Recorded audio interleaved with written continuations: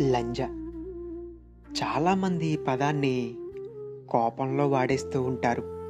లేదా ఒక ఆడదాన్ని దూషించడానికి ఉపయోగిస్తూ ఉంటారు. ఈ పదం కొందరికి బూతుగా అనిపిస్తే మరికొందరికి నోటి కింద పదంగా మారిపోయింది. అసలు ఈ పదానికి అర్థమేమిటో తెలుసా? తండ్రి తెలియక పుట్టిన పిల్లల్ని, అంటే ఒక వేశ్యకి పుట్టిన పిల్లల్ని అలా పిలుస్తూ ఉంటారు. పూర్వకాలంలో దేవదాసీలు అనేవారుండేవారు. భగవంతుణ్ణి భర్తగా భావించి అతనితో పెళ్లి చేసి తమ ఊరిలో ఉండే కరువుని కష్టాన్ని తొలగించమని చెప్పి దేవుడికి తనని అర్పించేవాళ్ళు. తనకి కానుకలు ఆభరణాలు ఇచ్చి ఎంతో గౌరవంతో చూస్తూ ఉండేవారు.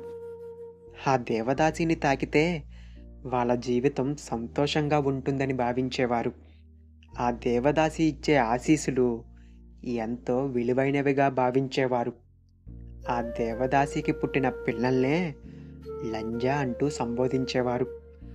ఎందుకంటే అగ్రకులం నుంచి నిమ్న కులం వరకు అందరితో సమ్మోహనం చేసిన ఆవిడికి ఎవరి పిల్లలో తెలియదు కనుక అలా సంబోధించేవారు. ఈ దేవదాసి పదం నుంచి పుట్టిందే వేశ్య అనే పదం. కానీ దేవదాసీలు వేరు, వేశ్యలు వేరు.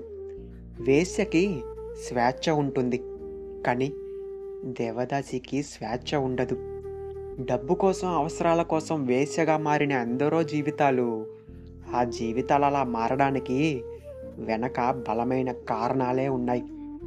ఆ వృత్తిని ఎంచుకోవడం అనేది అంత సులువైన పని అనుకుంటున్నావా?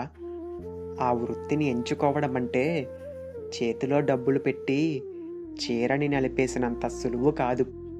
ఒక్కొక్క మగాడు తన శరీరాన్ని ఇష్టానుసారంగా తాకుతూ నరకం చూపిస్తూ ఉన్నా తన పరిస్థితుల కోసం తట్టుకుంటుంది. ఈ కాలంలో విలాసాలకి, అవసరాలకి ముసుగు వేసుకొని ఒకరికి తెలియకుండా మరొకరితో నటించే వాళ్ళకంటే పరిస్థితుల కోసం తన శరీరాన్ని అమ్ముకొని నిజాయితీగా బ్రతికే వేశ్య జీవితమే గొప్ప. మరి అలాంటి విలువైన పదాన్ని ఎవరికి పడితే వాళ్ళకి సంబోధించుకుంటూ పోతూ ఆ పదానికున్న విలువని పోగొట్టకు. ఒకరికి తెలియకుండా మరొకరితో జీవించే వాళ్ళకి మరొక పదం ఉంటుందేమో, కానీ ఈ పదంతో సంబోధించి ఈ పదంకున్న విలువని తగ్గించకు.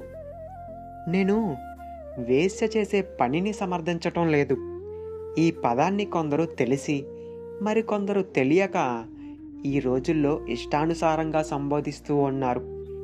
ఇప్పటికైనా ఈ పదం విలువ తెలుసుకొని ఈ పదం వాడే ముందు ఆలోచిస్తారనుకుంటూ నేను కోరుకుంటున్నాను.